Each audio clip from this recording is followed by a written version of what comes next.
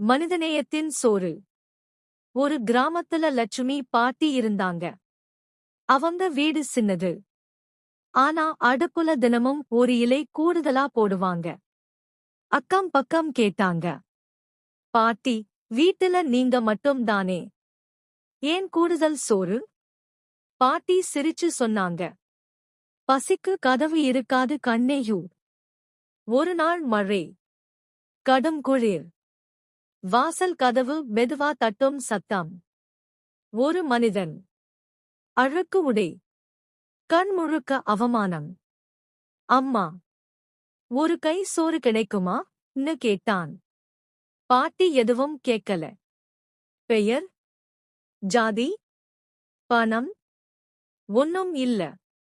அவனை உள்ளே கூட்டிட்டு அந்த கூடுதல் இலையை போட்டு அன்போடு பரிமாறினாங்க.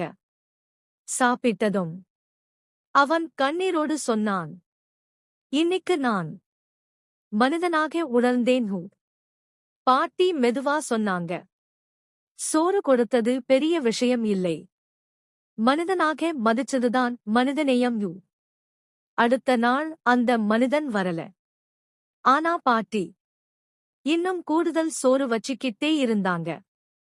ஏன்னா மனிதநேயம் ஒரு மனிதருக்காக இல்லை, மனிதகுலத்துக்காக.